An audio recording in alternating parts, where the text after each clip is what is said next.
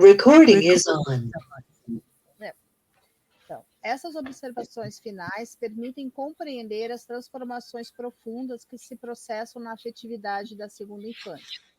Na medida em que a cooperação entre os indivíduos coordena os pontos de vista em uma reciprocidade que assegura tanto a autonomia como a coesão, e na medida em que, paralelamente, o agrupamento das operações intelectuais situa os diversos pontos de vista intuitivos em um conjunto reversível, desprovido de contradições, a afetividade entre os 7 e os 12 anos caracteriza-se pela aparição de novos sentimentos morais e, sobretudo, por uma organização da vontade, que levou a uma melhor integração do eu e uma regulação da vida afetiva. Já vimos acima, 2D, como os primeiros sentimentos morais se originam do respeito unilateral da criança em relação a seus pais, ou ao adulto, e também como este respeito estabelece a formação de uma moral de obediência ou heteronomia. O novo sentimento, que intervém em função da cooperação entre as crianças e das formas de vida social delas decorrente, ver 3A, consiste essencialmente em mútuo respeito. Este existe quando os indivíduos se atribuem reciprocamente um valor pessoal equivalente, não se limitando a valorizar uma ou outra ação específica. Geneticamente, o respeito mútuo se origina do respeito unilateral, do qual constitui uma forma limite. Acontece que o indivíduo sinta o outro como superior em determinado aspecto e em posição de reciprocidade em aspecto diferente. Neste caso, uma valorização mútua global segue-se cedo ou tarde. De maneira geral, existe respeito mútuo em toda amizade fundada na estima, em toda colaboração que exclua a autoridade.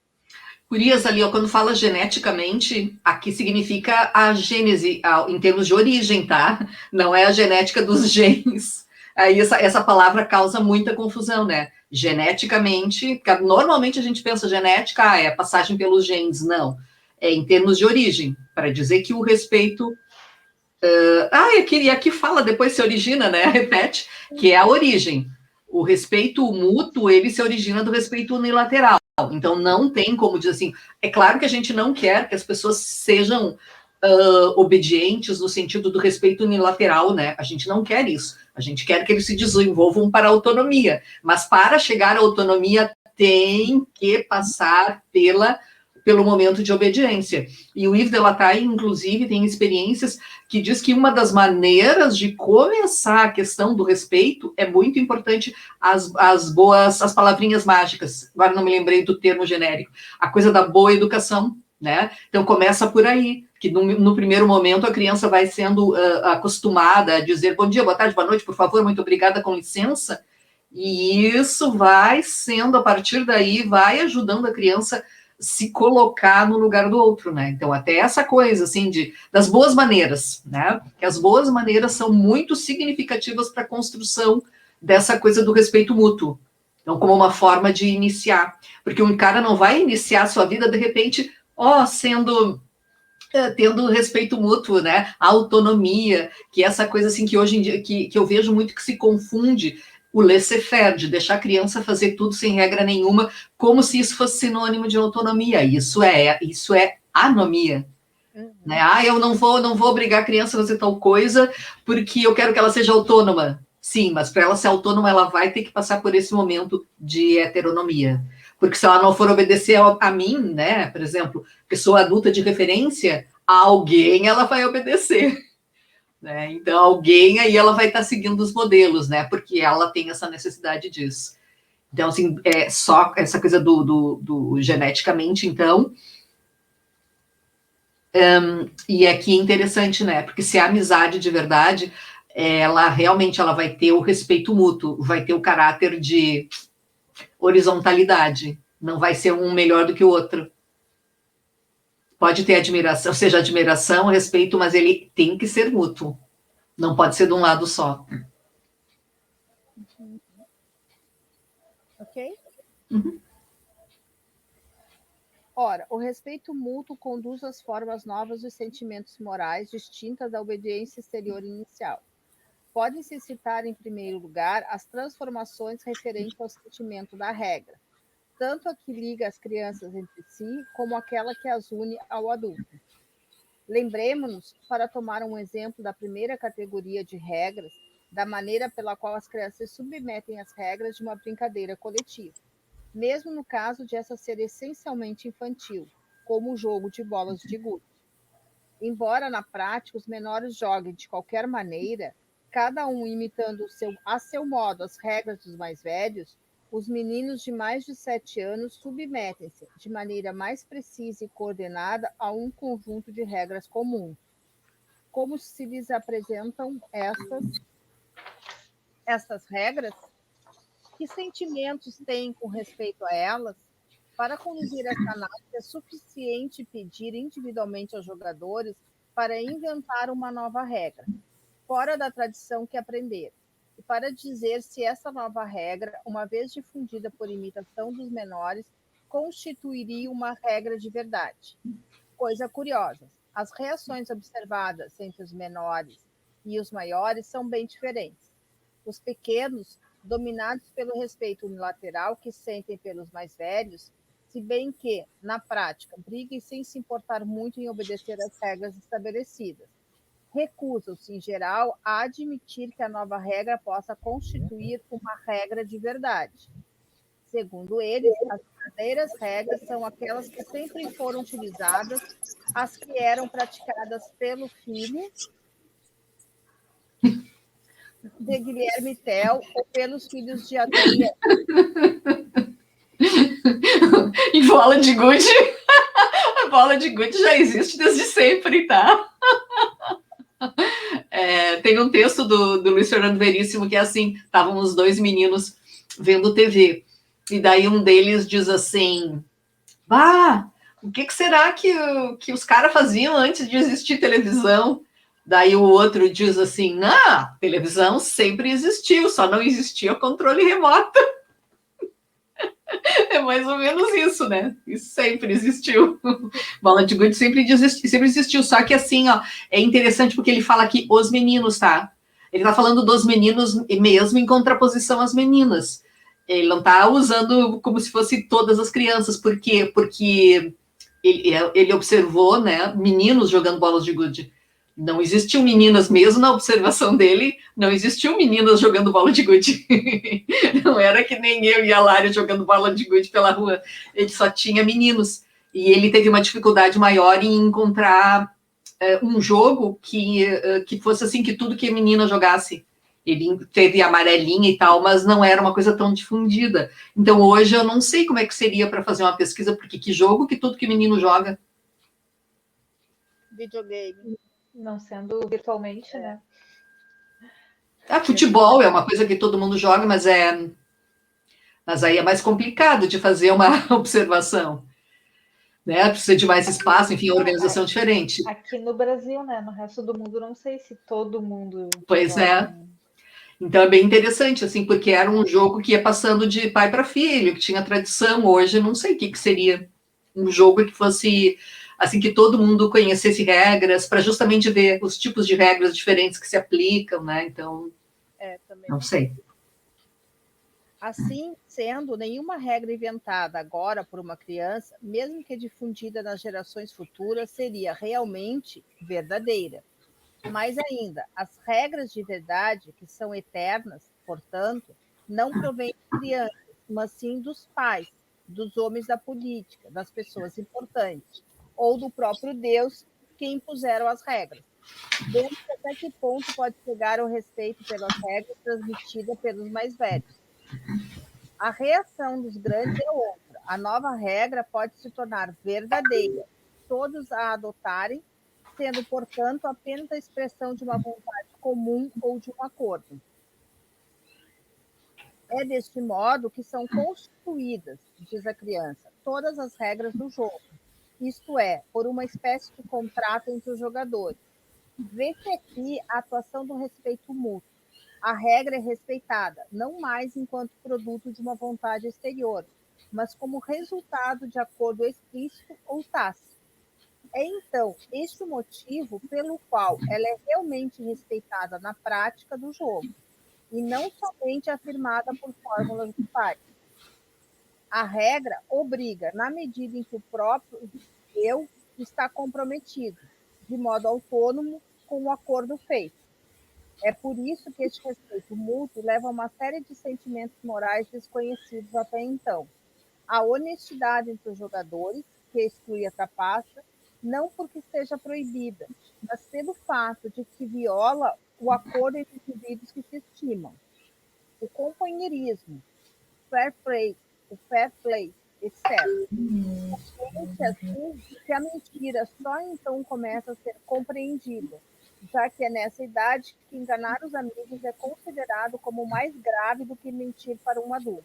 Então, assim, ó, isso aqui é muito, muito bacana da gente ver, porque, assim, neste momento, a criança se torna capaz de compreender que a regra é uma coisa, assim, que é um acordo que foi feito entre os pares, e, portanto, a gente deve obedecer às regras, independente de ter alguém cuidando, independente de ter uma câmera, independente de que tem um adulto que vai castigar, independente de que um Deus vai castigar, ou seja, ela se dá conta de que é errado, né, descumprir os acordos, descumprir as regras. Ela se torna capaz de, mas não significa que ela vá seguir, né, gente? Então, assim, ó, lá no pré-operatório, ela é incapaz de compreender isso. Então, ela agora se torna capaz de. Outra coisa é o sujeito que vai querer ou não seguir. É isso aqui, aí que a gente vê assim, a questão da moralidade, como vai se tornando cada vez mais complexa, no sentido de que antes há uma incapacidade, agora há uma capacidade de, mas aí depende da vontade do sujeito, ele quer cumprir essa regra ou não, né? Porque aí a gente vê distingue bem os psicopatas, né? Quer dizer, o cara que tem noção de, ele sabe que está causando prejuízo, mas ele vai, né, ele vai burlar a regra pelo seu bem próprio, né? Então aqui é muito interessante toda essa diferença que em termos de moralidade, porque uma coisa é a criança que não consegue saber, para ela não tem um erro naquilo que ela está fazendo, diferente do outro que sabe que há um erro naquilo que ele faz. Então aqui neste momento a criança está sabendo já, ela sabe, eu estou cumprindo a regra, não estou cumprindo a regra, isso aqui foi feito um acordo, né, entre nós. Ou seja, por exemplo, Giane falando em, como é que se chama? Contrato, né? A gente estava falando outro dia sobre, a gente fez reunião, estava falando sobre um contrato, ou seja, a gente faz um contrato, precisa botar no papel ou não precisa botar no papel, né? Enfim, dentro de uma moral de respeito mútuo, a gente sabe que, bom, eu vou cumprir, a gente combinou isso e a gente vai cumprir isso. Mas nem sempre as pessoas querem segui-lo, né? Então essa diferença então é marcante, que em termos de moralidade, uma coisa é o sujeito ser capaz de, outra coisa é ele ter vontade de seguir, porque é uma condição. Eu não sei se vocês sabem o cara aquele, como é que é o nome daquele que estava sendo o Lázaro? Sabe o Lázaro? O famoso Lázaro, ele esteve preso, né? Antes agora de fugir. Tá, aí o Lázaro, durante a cadeia, ele esteve preso e ele fez cursos de empatia. Gente, é muito maluco. Ele fez cursos de empatia. E daí eu fiquei pensando, esses cursos devem ter ajudado ele a aperfeiçoar as técnicas de enganar as pessoas. De manipular isso, porque assim, ó, não é uma questão de, no caso dele, não era uma questão de desconhecimento, né? Porque o cara não está afim. Então, essa diferença é muito bacana, porque assim, ó, o cara pode aprender toda uma série de técnicas, como é que eu me coloco no lugar do outro, babá. Mas depende, ele quer se colocar no lugar do outro com que intenção? Para ajudar o outro ou para enganar o outro? Né? Então, assim, a gente sabe que tem pessoas que às vezes são especialistas em comportamento justamente para poder manipular o outro. Então, isso é bem interessante aqui, que o cara pode ser capaz do ponto de vista intelectual. Então, nesse momento, ele vai se tornar, aqui sim, a gente vai poder falar em egoísmo, que a gente começa a falar em egoísmo, porque aqui sim, o cara sabe, quando ele mentir, ele sabe que está causando um prejuízo ao outro. Ele sabe, mas não é de interesse dele não enganar o outro. Então, essa é uma diferença, assim, por isso que é muito complexo quando a gente fala de questão de comportamento moral, comportamento social, diferente do mundo físico, né? Porque o mundo físico é assim, botei minha mão na água fervente, vou queimar a mão e pronto, não tem, será que eu vou queimar, não vou queimar? Vai queimar. Outra coisa, em termos de conduta, não há essa necessidade lógica de que a coisa aconteça, né? Ou seja, o cara pode se submeter à regra ou não. Ele se torna capaz de compreender. Mas outra coisa é ele quer seguir ou não. Então, sempre é muito mais complexo a gente entender essas questões. Certo? Ok. A consequência afetiva, especialmente importante do respeito mútuo, é o sentimento de justiça. Esse é muito grande entre os companheiros e influencia nas relações entre crianças e adultos, até modificar, às vezes, atitudes em relação aos pais. Nos pequenos, a obediência passa à frente da justiça. Ou melhor, a noção do que é justo começa por se confundir com o que é mandado ou imposto do alto. É especialmente surpreendente quando se pergunta às crianças a propósito de histórias que se lhes contam, concernentes à mentira. Constatar como elas são severas nas suas ideias sobre punição. Acham sempre justas, não na prática, é claro, mas no julgamento verbal, as punições mais duras. Não dão nenhuma ênfase às sanções de acordo com a intenção, mas as relacionam com a objetividade dos atos, responsabilidade objetiva, como nos povos primitivos. Ou seja, matou alguém, vai ser morto. É a moral que se chama olho por olho, dente por dente, né? Que a punição tem que ser equivalente. Estragou meu brinquedo, eu estrago o teu brinquedo também. É objetiva, no sentido, não interessa se foi intencionalmente ou não. Né? Eu deixei cair, estraguei o celular da Jeane, ela pega o meu e atira longe e estraga também. Né? É o mesmo, não interessa se foi por querer ou sem querer, a punição vai ser a retribuição da mesma coisa. Mas para a criança... Oi? Lari? Leão, o nome? É a lei de Italião, isso. Tá ruim, né, o fone, né? Mas hoje eu não tenho outro. Tá. Às vezes, quando tu começa a falar, ele entra depois, um pouquinho. Ah, tá. Desculpa. Não tem problema. É só a gente saber que tu vai falar, a gente não vai ouvir, mas vai ouvir depois. Todo mundo já passou por isso. Não tem problema. Ao contrário, os grandes sustentam com convicção a ideia de uma justiça distributiva, fundada na igualdade estrita, e de uma justiça retributiva, que leva mais em conta as intenções e circunstâncias de cada um do que a objetividade das ações. Estava me lembrando aqui, de repente, se as gurias quiserem, porque agora veio esse assunto, né? Esse assunto eu li todo o livro do Juízo moral. Do juízo moral, eu fiz uma disciplina. E eu fiz um glossário com todos os termos, com os conceitos. Aí, se vocês quiserem, eu copio, boto num PDF e mando para vocês. Isso é bem útil. Que daí vai ter todos esses conceitos que a gente está falando agora. Isso é bem útil. Tá?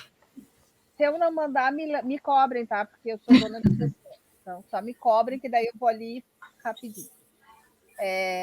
Então, e de uma justiça retributiva, que leva mais em conta as intenções e circunstâncias de cada um do que a objetividade das ações. Mas de onde provém esses sentimentos da justiça? É fácil observar que a consciência do justo e do injusto aparece, comumente, mais às custas do adulto do que devido às suas ordens. É por causa de uma injustiça muitas vezes involuntária ou talvez imaginária, da qual a criança é vítima, que essa começa a dissociar a justiça da submissão.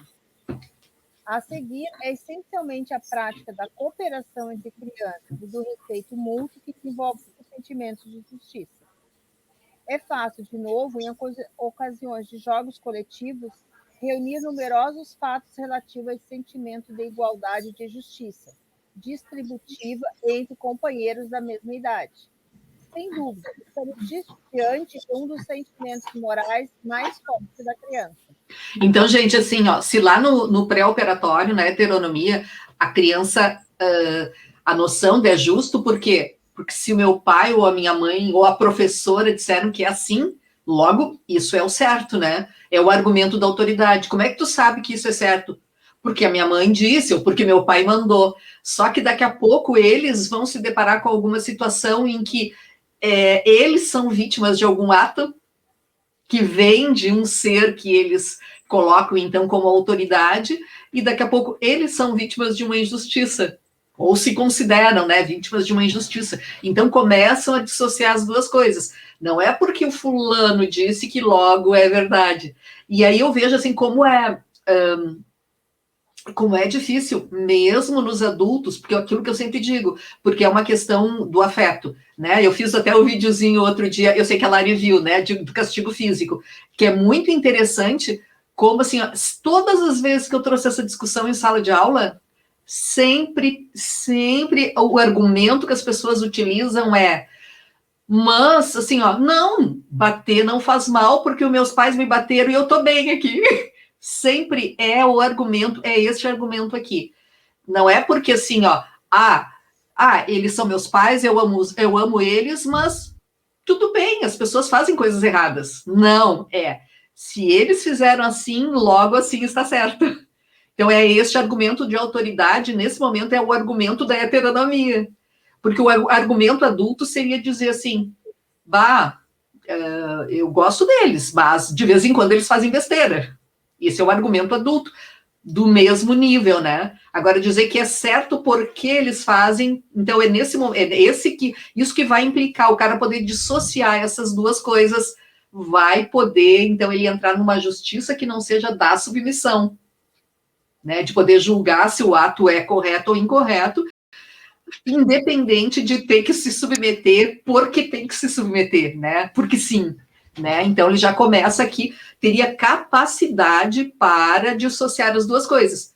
Mas, gente, vejam como é isso. O cara pode ter a capacidade mas do ponto de vista afetivo, como é difícil as pessoas dissociarem, porque assim, ó, eu já sabia que viria. Toda vez que eu tocava nesse ponto em sala de aula, e gente, pessoas adultas na faculdade. Não são crianças, né? Sempre são adultas ali, né? Algumas mais jovens, mas no curso de pedagogia tem todas as idades. E é muito interessante que o argumento é esse, né? É porque eles fizeram isso, logo isso está certo. Então é muito maluco, né?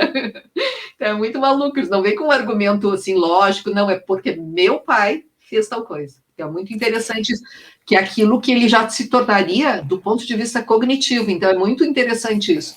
Do ponto de vista Quando alguém responde, eu apanhei, tô ótima aqui, eu só faço assim, Isso explica. Tu vê. Agora que eu entendi, né? Isso, Laura. Bem assim, tá, agora tá explicado. Porque é muito interessante, assim, ó, porque é muito interessante a pessoa confirmar que aquilo estava correto. Não conseguir identificar, enxergar como herói a característica da criança pequena, né? Quer dizer, o adulto vai conseguir enxergar no mesmo nível, ou seja, é uma pessoa boa que faz coisas ruins, como todo mundo. A não ser nós, não ser nós que somos perfeitas, né? Sim, claro. Gente. Então, tá. Pode-se dizer, então, que o respeito mútuo, que se diferencia gradualmente do respeito unilateral, conduz a uma organização nova dos valores morais. Sua principal característica consiste em que implica uma autonomia relativa da consciência moral dos indivíduos, podendo-se, deste ponto de vista, considerar essa moral de cooperação como forma de equilíbrio superior à moral da simples submissão. Falamos, a propósito dessa última, em sentimentos morais instintivos. Ao contrário, a organização dos valores que caracteriza a segunda infância é comparável à própria lógica. É uma lógica de valores ou ações entre os indivíduos, do mesmo modo que a lógica é uma espécie da moral do pensamento. A honestidade, o sentido de justiça e a reciprocidade em geral constituem sistema racional de valores pessoais, podendo-se, sem exagero, comparar esses sistemas aos agrupamentos das relações ou noções que estão na origem da lógica. Com a única diferença de que aqui são valores grupados segundo uma escala, e não mais relações objetivas. Mas, se a moral, enquanto coordenação dos valores, é comparável a um agrupamento lógico, é preciso então admitir que os sentimentos interindividuais dão lugar a várias espécies de operações. Parece, à primeira vista, que a vida afetiva é de ordem puramente intuitiva e que sua espontaneidade exclui tudo que lembra uma operação. Mas, na realidade, esta tese romântica só é verdadeira na primeira infância, durante a qual a impulsividade impede toda orientação constante do pensamento e do sentimento. À medida que estes se organizam, observa-se ao contrário, constituem-se regulações cuja forma de equilíbrio final é a vontade. Esta é, então, o verdadeiro equivalente afetivo das operações da razão. A vontade é uma função de aparição tardia. O seu exercício real está precisamente ligado ao funcionamento dos sentimentos morais e autônomos. É por isso que esperamos este nível para falar sobre este assunto. Então, gente, aqui a gente vai ter a contraposição da vontade ao desejo, né? Eu desejo tal coisa, desejo só fazer coisas que são prazerosas, mas daí vem a vontade e diz: não, tu tem que se submeter a tal coisa, a esperar, deixar para depois, isso tu não pode fazer porque tu vai desrespeitar outras pessoas. Não sei se vocês viram a série nova da Netflix, que é Sex Life. Tá. É um pornô soft, assim, como eu comecei a ver, eu vi até o fim, tá? São 8 episódios só, mas aí tá o dilema. A história em si é babaca, tá? Então, assim, mas o que acontece? É o dilema da mulher que, assim, teve uma vida sexual muito ativa, aí se casou, teve 2 filhos, é sem pé nem cabeça, porque ela tá com um filho de uns 3 anos e um bebê de 2, 3 meses. E aí, assim, tá toda cheia de fantasias sexuais. Daí eu digo, a única coisa que uma pessoa que tem uma criança de 2, 3 meses deseja na vida é dormir. Então não tem pé nem cabeça a história, tá? Mas aí é esse dilema, o que eu faço? É minha vida familiar com meus filhos, minha casa, meu marido é maravilhosa. Mas a vida sexual que eu tinha com outro, eu quero aquilo. Então, por exemplo, aí a gente tem bem essa briga, tá? Não vou contar para vocês, quero que vocês assistam. Vou contar o final para ver quem é que ganha, se é a vontade ou se é o desejo. Que é, de uma certa forma, aquilo que Freud dividiu entre id, ego e superego, né? Porque eu tenho, o que eu tenho aqui? O id querendo coisas, né? O id quer e é para agora, e tem que ser agora, só gratificar os meus impulsos. E o ego vai organizando a coisa. Não, eu tenho que deixar para depois, tenho que fazer isso, tenho que fazer daquele outro jeito. E o superego é essa moral internalizada. Então, é isso que vai aparecendo agora. Não mais a moral externa, né, mas uma moral internalizada. Né? Então, assim, as idades mais ou menos coincidem, né, com as pesquisas de Piaget.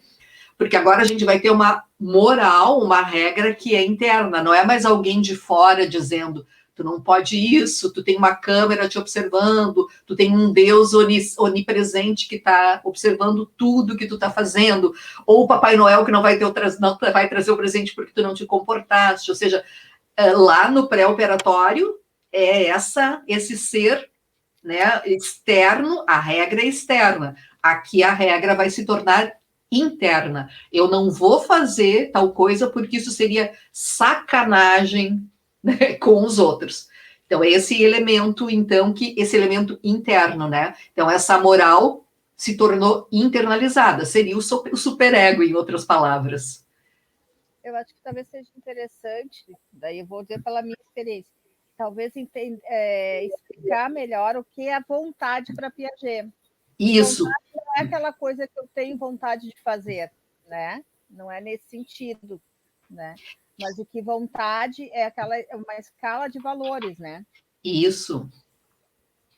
E isso, ótimo, Jane, porque assim, ó, a vontade está em contraposição ao desejo, né? Porque o desejo só quer fazer as coisas que dão prazer, independente de que isso vai me causar prejuízo depois. Ah, hoje eu tenho o desejo de pegar todo o limite do meu cartão de crédito e fazer muitas compras, né? Isso é o desejo, é o impulso, né? Mas a vontade é alguma coisa que já está no plano da consciência, no plano da realidade, e que vai me dizer, eu queria ver o cabelo novo da Laurinha, é o plano da realidade, é o que vai me dizer pode ou não pode. Quando eu conheci a Laura, era o Pedro Azul e a Laura Vermelha. Eu chamava assim, lembra, Laura? O Pedro Azul e a Laura Vermelha era o nome dos dois. Estavam sempre juntos. E ainda andam juntos, né? Ainda são bem amigos. Então, isso assim, ó, o desejo é o impulso. E a vontade, então, assim, ó, o cara quer realizar, quer dar satisfação aos seus impulsos, sim, mas podendo deixar para depois, respeitando, né, as suas condições, as condições objetivas, respeitando o outro, ou seja, de acordo com regras. Não é simplesmente aquela coisa impulsiva. Então, a vontade se submete às regras morais, a vontade se submete às condições objetivas, não é mais a coisa impulsiva. Jane, quer completar? Não, eu acho que é isso. Eu acho que depois eu vou mandar os conceitos. Os termos.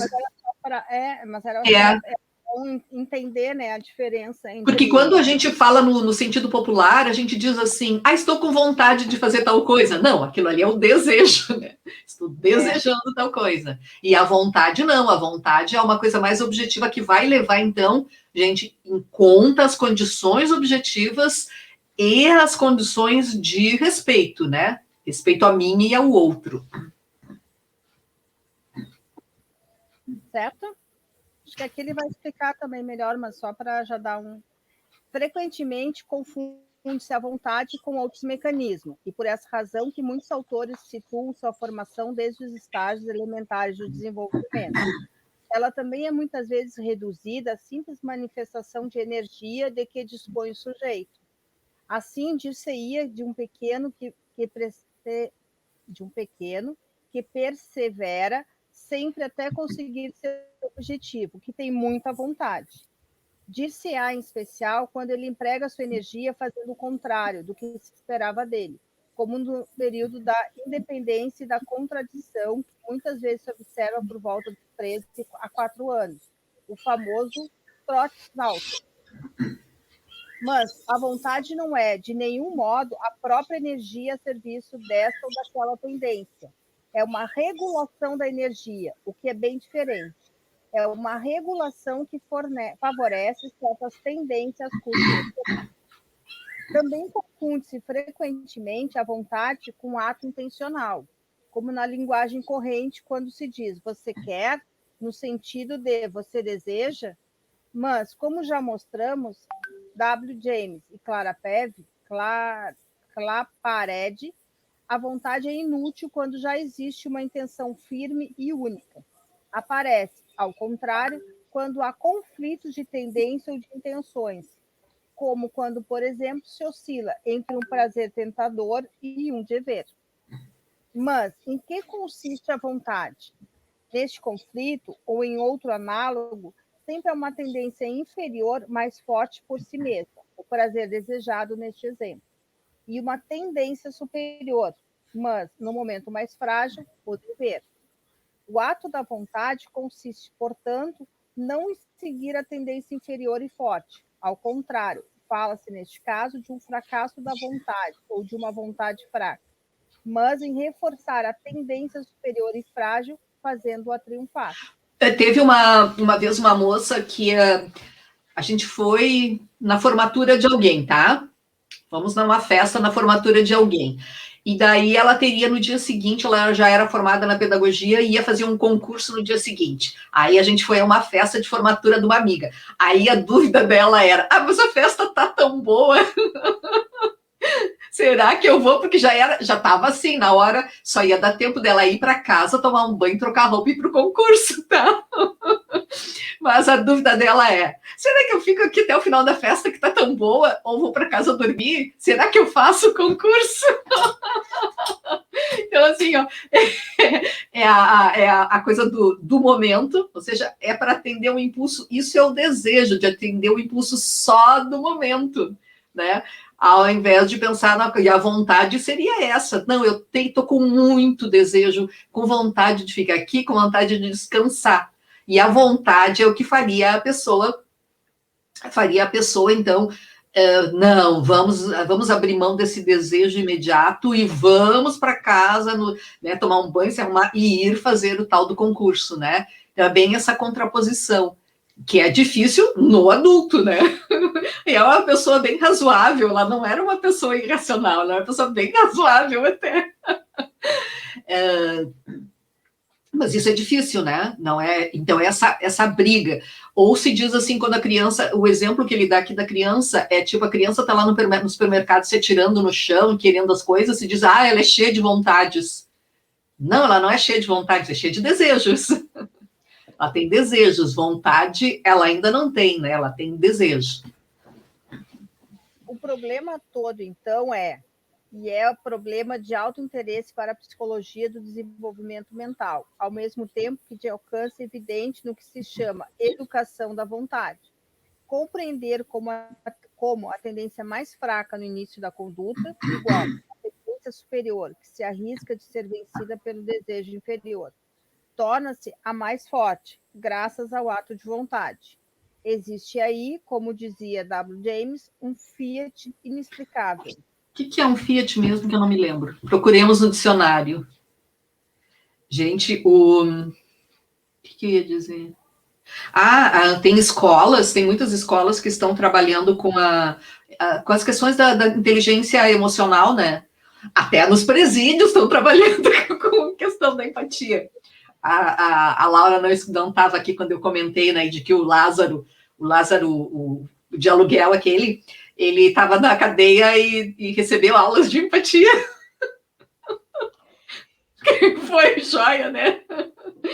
Ai, gente, eu acho graça. Me desculpe, mas é que eu acho graça, tá? É uma palavra latina que significa o quê? Faça-se. Tá. É uma ordem para fazer, tá.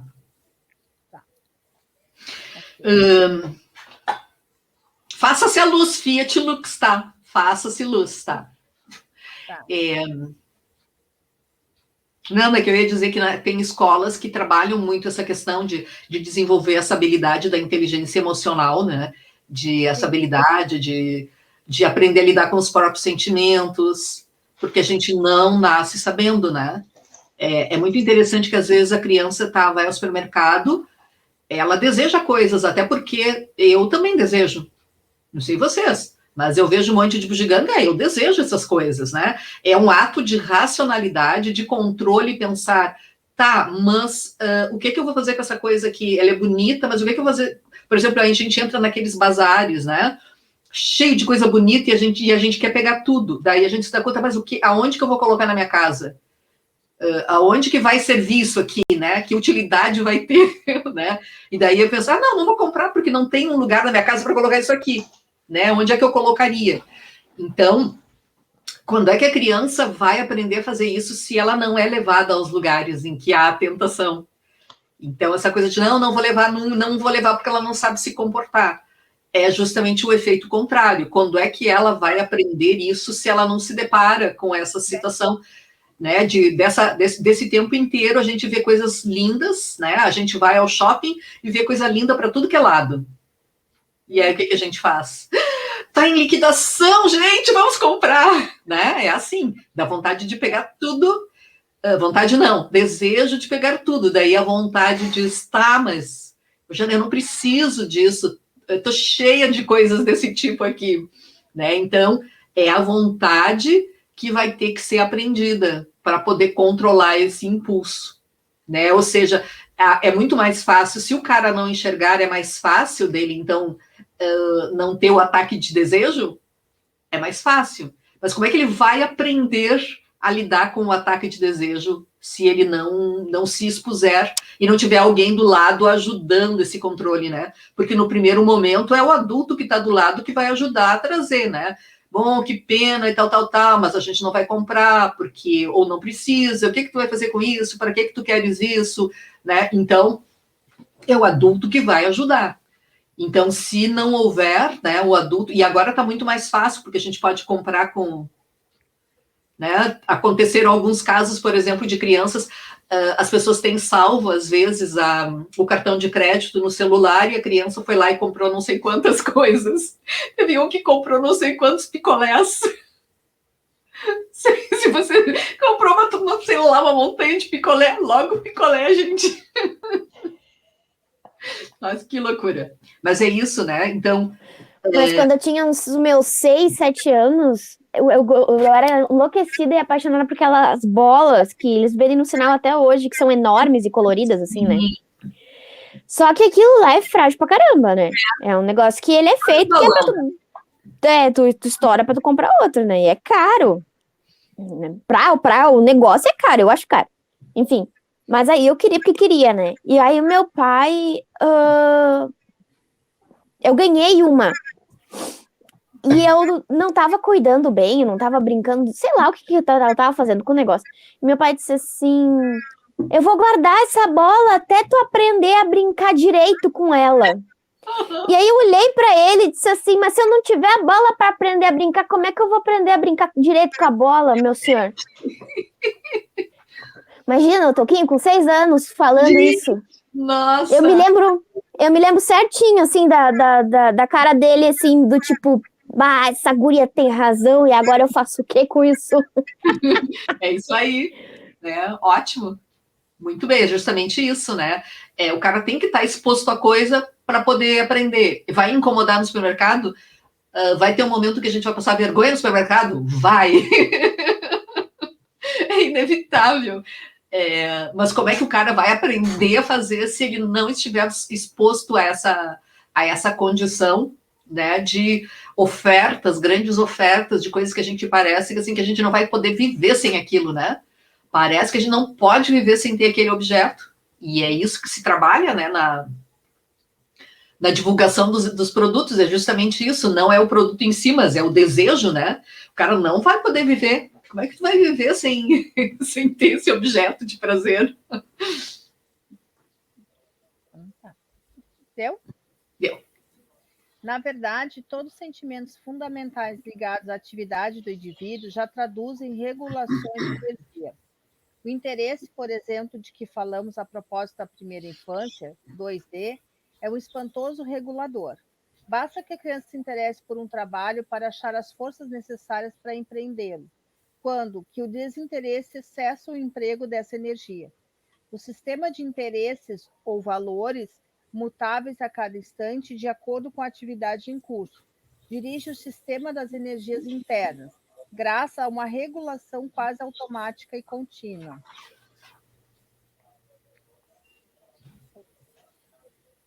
Mas é apenas uma regulação, por assim dizer, intuitiva, já que é, em parte, irreversível e sujeita a frequentes deslocamentos de equilíbrio.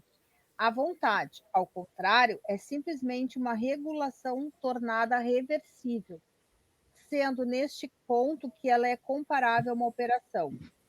Quando o dever é momentaneamente mais fraco que um desejo definido, ela restabelece os valores segundo sua hierarquia anterior e postula sua conservação ulterior, fazendo assim primar a tendência de menor força, reforçando-a.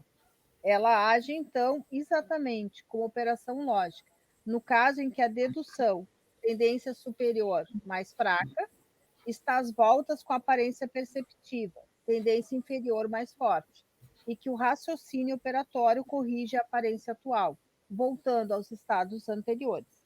É, portanto, natural que a vontade se desenvolva durante o mesmo período que as operações intelectuais, enquanto os valores morais se organizam em sistemas autônomos, comparável aos agrupamentos lógicos.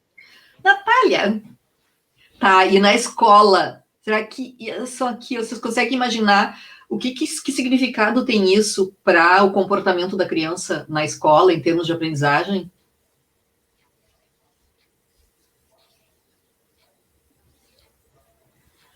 Pensemos assim no desejo de aprender.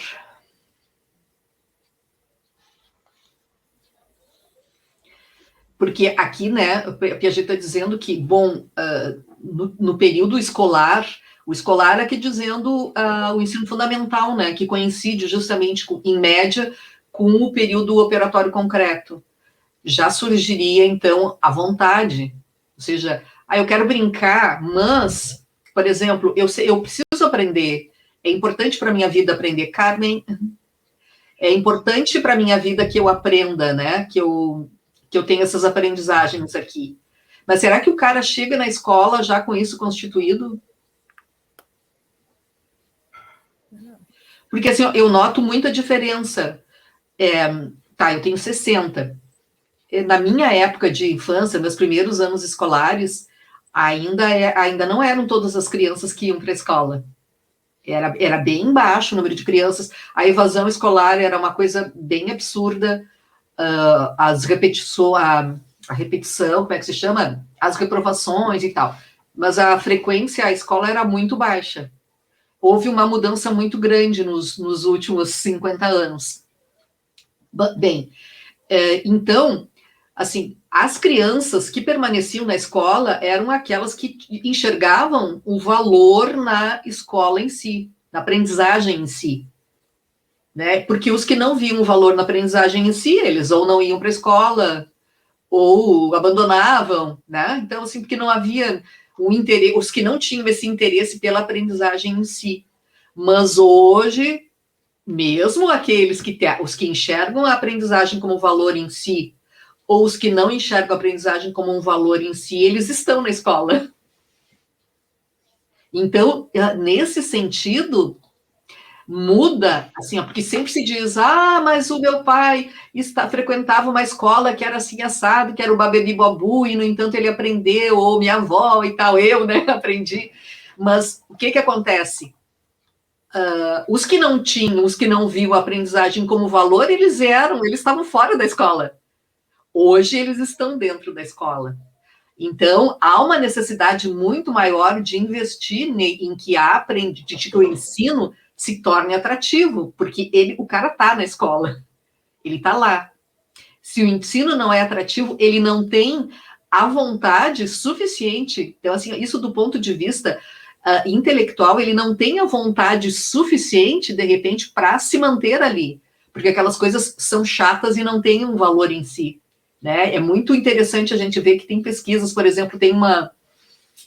como é que... Depois a Ivani Dávila, trabalha com essa questão da constituição do papel de aluno, né? Que o cara chega na escola sem saber o que é ser aluno, sem saber o que se faz naquele lugar, para que serve aquele lugar, que não seja apenas para o cara não ficar solto na rua, né? Estacionamento, né? Porque isso é uma visão que a gente vê, por exemplo, se a gente ouve a campanha política de todos os partidos, tá? Sem diferenciação de partido. Escola é um lugar para a criança não ficar na rua. É essa a função da escola, é tirar a criança das ruas. É isso. Ou seja, é um lugar para guardar a criança. Não é aprendizagem. A escola não é lugar para aprender. Então, assim, a criança constituir a escola como um lugar de aprendizagem é uma outra questão, né? É uma questão... Então, de repente, a gente quer que... os educadores querem que ela chegue e que ela aprenda. Mas ela não está preparada para isso. E aí ela vai ter que submeter o seu desejo a uma vontade de aprender. Mas ela não construiu isso previamente. Então, em termos da escola, é uma tarefa bastante difícil isso. Porque, para que eu quero aprender isso aqui? Qual é a função? Aí a gente vai dizer para ela, não, é porque isso aqui tu vai precisar no teu futuro? Não tem sentido para ela, não tem. Porque, de repente, o carinha que está lá, né, que chega na escola pensando, eu quero um dia, eu quero me estudar porque um dia eu quero fazer tal coisa com isso, eu quero viajar e quero fazer não sei o quê e comprar tal coisa e quero ter um bom emprego. Bom, ele se submete. Agora, o cara que não tem isso constituído, gente, é meio irracional a gente querer que o cara tenha isso, né? Que ele se submeta a regras, a ficar sentado, a ficar calado, se submeter às regras, porque ele vai ter que, então, construir essa vontade. Né? Então, são situações, são condições muito diferentes do indivíduo que já sabe submeter à vontade e o outro que não sabe. Então, a gente fica ali, né, querendo... eu tive uma aluna do PAD, Jane, eu já contei isso, que queria que as criancinhas lá da educação infantil ficassem sentadinhas, as de 3 anos, eles não ficam sentados. Então, é difícil, né? Eu vejo, estava pensando nisso, pensando exatamente porque eu estou lendo e estou pensando no meu, né, no que eu tenho que escrever. E aí eu estava pensando bem nisso, as alunas do PEAD, né, mesmo que entraram ou para ganhar, não era pelo desejo de aprendizagem em si, mas mesmo que fosse pelo desejo de ganhar o aumento no salário, fosse não sei o que, mesmo isso não era suficiente muitas vezes para, enfim, fazer as atividades, ou para ler um texto, ou para... Enfim, então, e olha que mais do que a gente fazia, enfim, para tornar as coisas, né, interessantes. Porque assim, não há problema nenhum, não vejo problema nenhum. Eu entrei no doutorado porque eu queria aumentar meu salário, não há problema nenhum. E, inclusive, a Prof. Lu e eu, a gente ficava comentando de uma outra colega nossa que atrasou muito o doutorado dela. A Lu e eu terminamos antes do prazo, né? As duas aceleradas e tal, a gente terminou antes do prazo. E a gente falava de uma colega que pediu muita prorrogação, e a Lu e eu, a gente chegou a calcular a quantidade de dinheiro que a outra perdeu. A cada mês a gente dizia, mas a cada mês de atraso ela está perdendo X reais. Ela está perdendo X reais, então multiplica. A gente chega a esse ponto, tá? A gente gosta de dinheiro. Mas assim, ó, não há problema nenhum. Mas o que significa que a gente tem ter melhor qualidade de vida não é problema. A questão é, mas já que tu tá ali fazendo uma faculdade, então aproveita para aprender, né? E é isso que a Giane está dizendo, assim, que a gente via em muitas dessas pessoas que elas não tinham isso. Vamos aproveitar que a gente está aqui com essa oportunidade, ganhando esse curso, né, com horários ótimos, com tudo maravilhoso e não aproveitando a chance. Né? Então, assim, ó, que quisessem progredir na carreira, é uma maravilha, né? Que ótimo isso. Mas não conseguindo aproveitar a situação para aprender, pelo título em si. Então, isso é uma avaliação, assim, que a gente ficava muito chocada a cada vez que, sabe, a cada vez que facilitava e tal, e parecia que elas estavam fazendo um favor para nós, algumas pessoas, né, Giane? Não todas, claro. Mas era uma coisa chocante, né? Eu vou precisar, se alguém quiser seguir lendo aqui, eu vou só precisar atender ali a porta. Tá. Quem segue lendo? Quem é bonita que vai ler?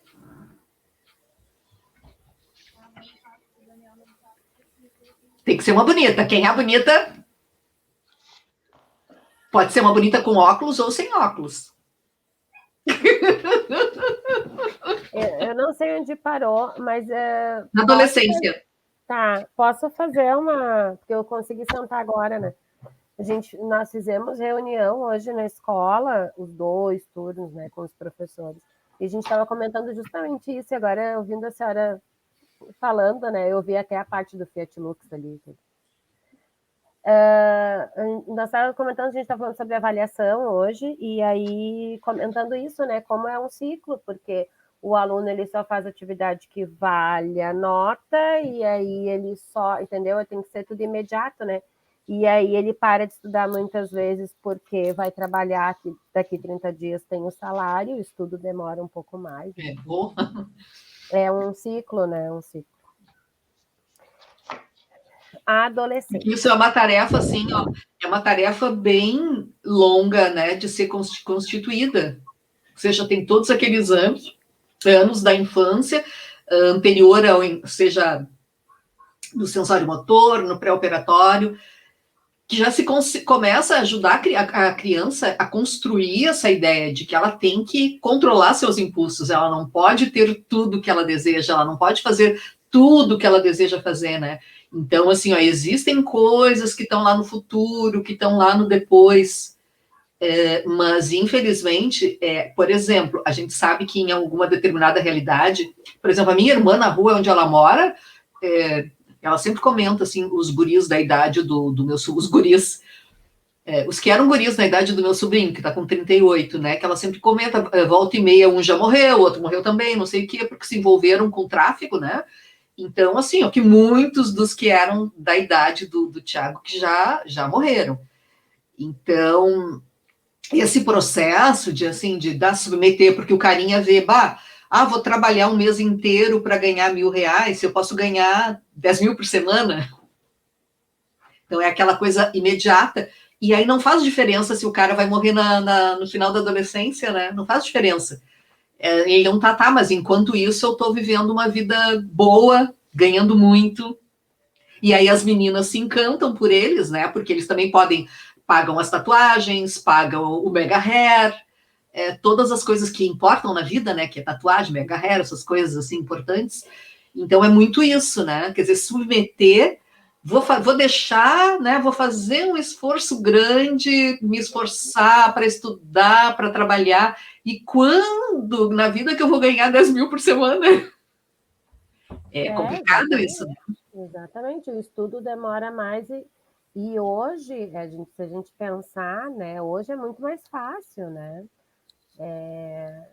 para eles chegarem numa graduação, eu digo a geração agora, né, não, na minha época não, nossa, nem pensar em fazer URGS, eu tinha que trabalhar, ponto. Eu não tive essa opção, né? Eu tive que trabalhar, eu trabalho desde os 14 anos, então eu não tive opção disso, né? Então, a gente não... vieram outras...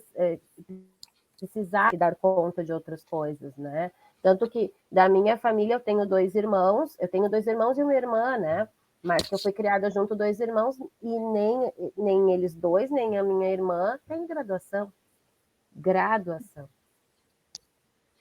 Né? Então, assim, foi uma... e aquela época, sim, era mais difícil, eu acho, né? A gente sabe, assim, tem outras questões, né? Mas hoje a gente conversando, existem aí as ações governamentais que tornam mais fácil, né, essa situação, e nem assim se tem interesse, porque vai demorar muito para eu me formar, e aí vai demorar ainda mais para arrumar um emprego, enfim. Então, fica muito distante tudo isso, né? Porque é o depois, né? Então, é um momento de vida em que o objetivo ele tem que estar muito próximo. A nossa expectativa é de que o cara aprenda que ele tem que fazer projetos de longo prazo. Isso é o que a gente deseja. Mas a gente não tem como começar pelo projeto de longo prazo se o cara não sabe isso. Ele não aprendeu ainda a trabalhar com projetos de longo prazo.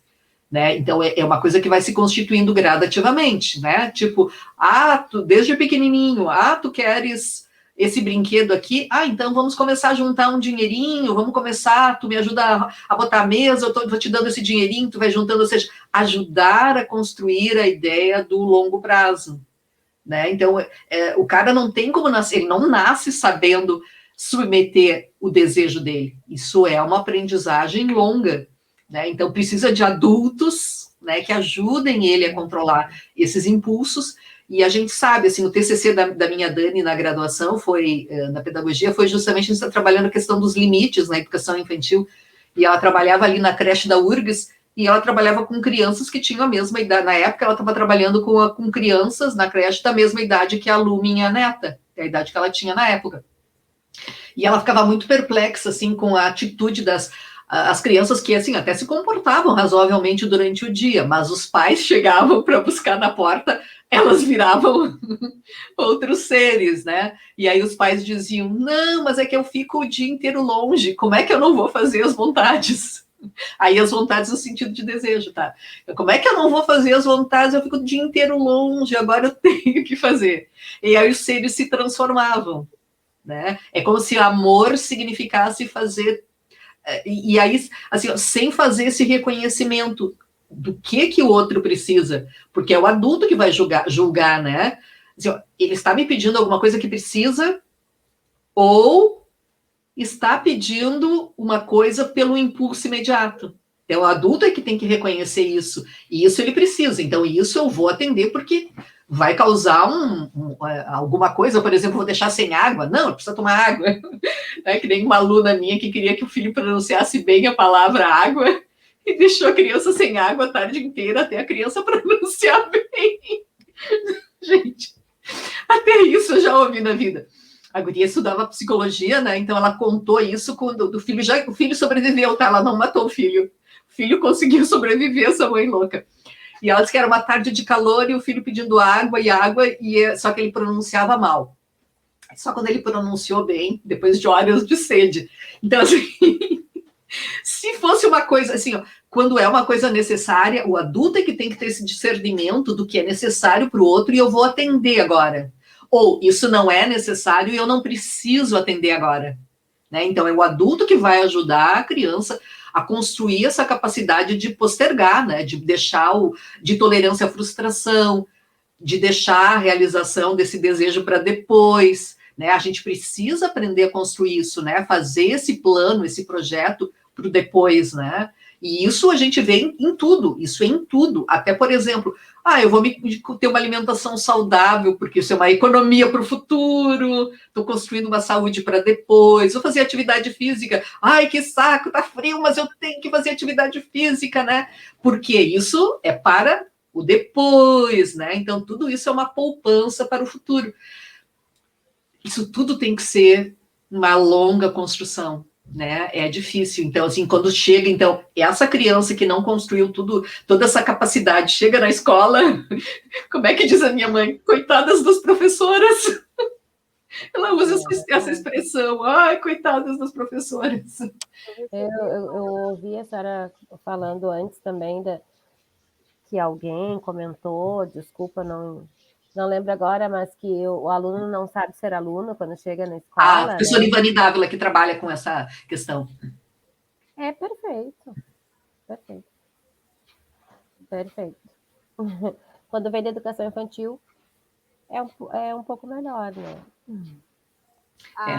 Eu me lembrei de uma chat que eu recebi num dos grupos agora, acho que foi hoje, ontem, não sei, que está assim, um quarto cheio de coisas, de brinquedos, de coisas, né? Enfim.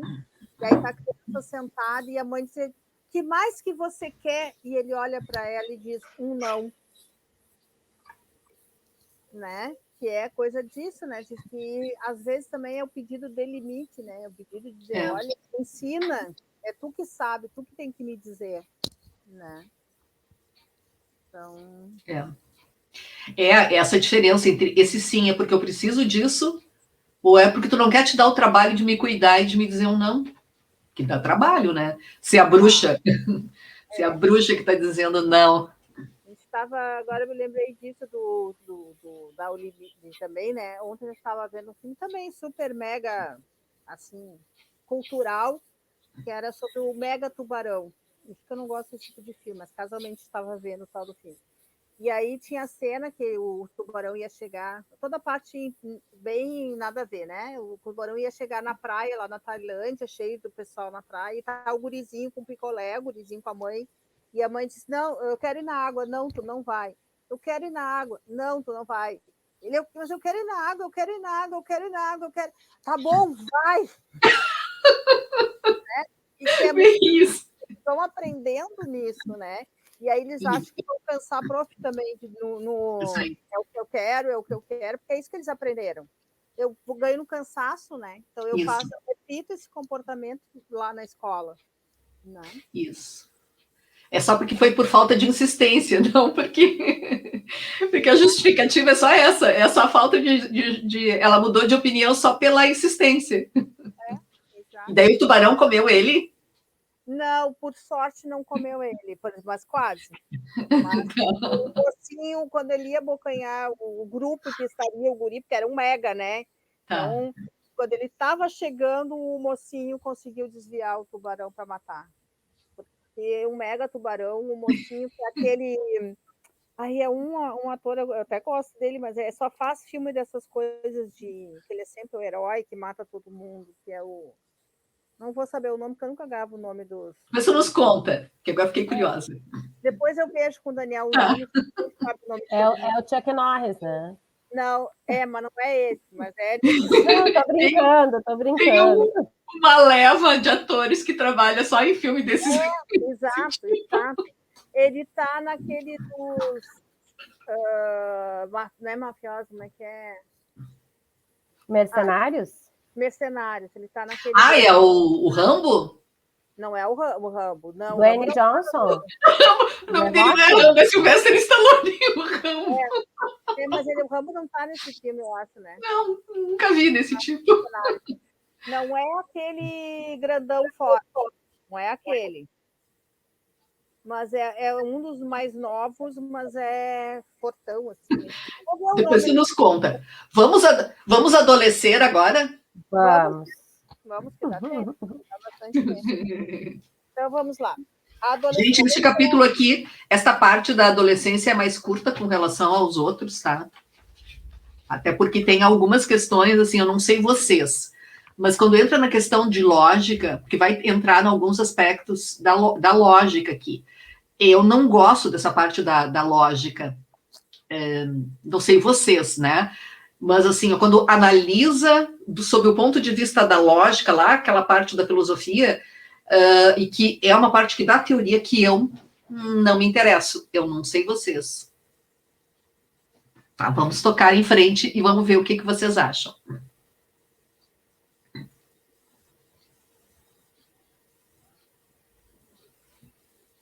Quem vai? Vamos fazer o Unidunité? Posso ler? Carmen, por favor. A adolescência. As reflexões precedentes poderiam levar a crer que o desenvolvimento mental termina por volta de 11 anos ou 12 anos, e que a adolescência é simplesmente uma crise passageira devido à puberdade que separa a infância da idade adulta.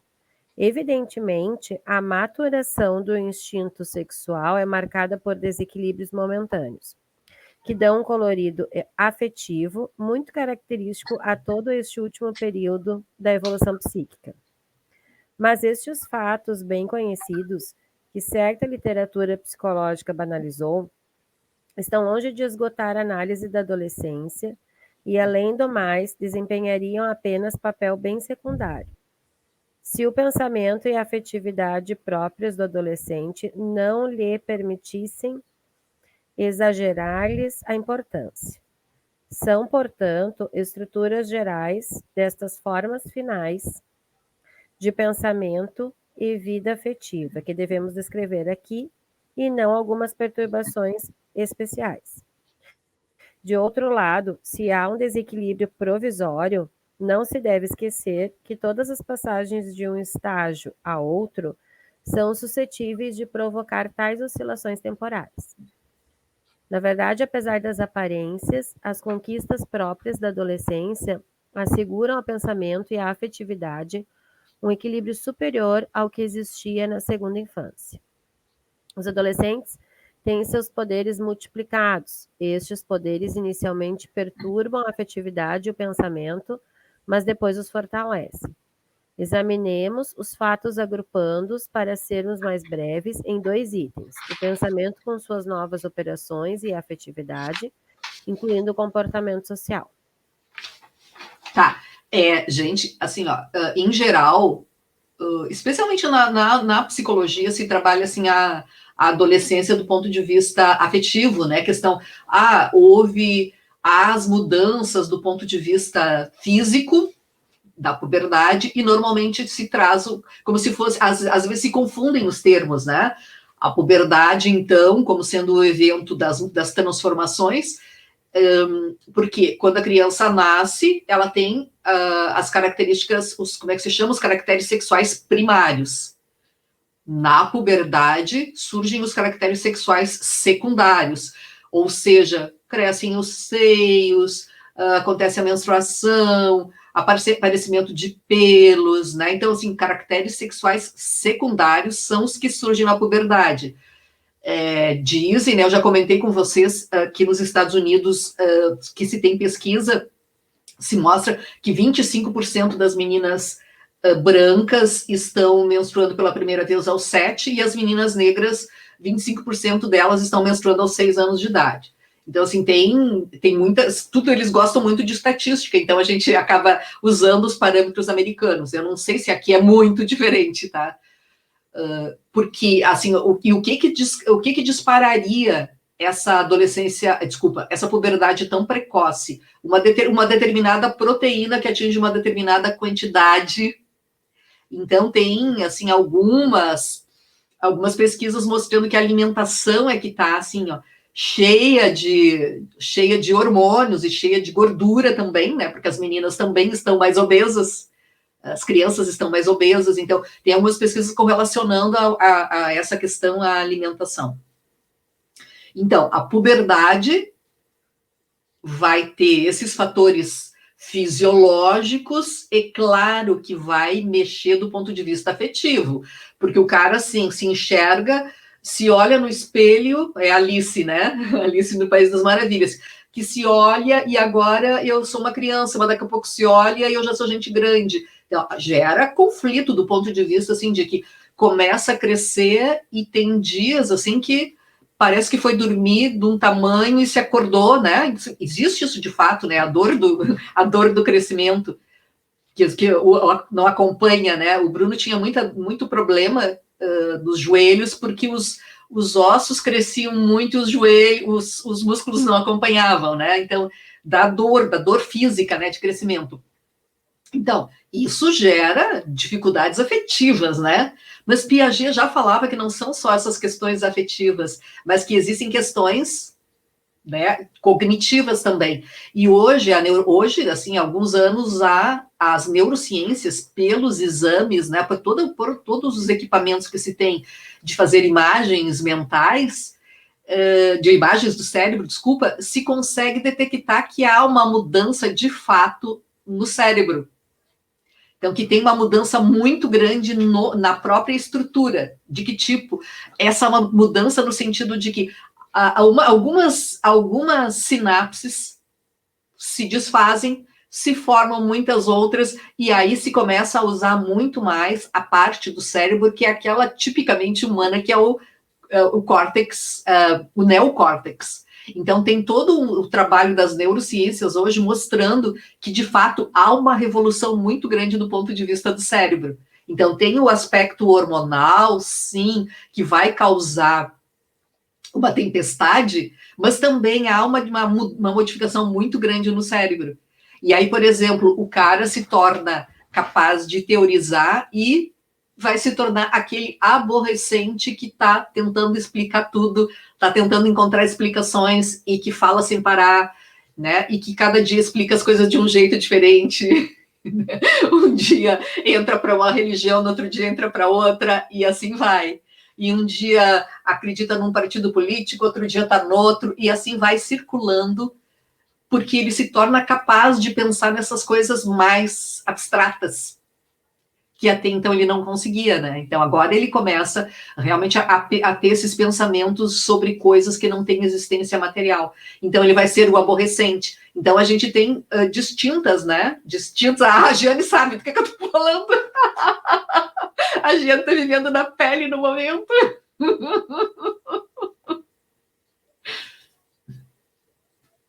Microfone. Tem sempre uma resposta para tudo.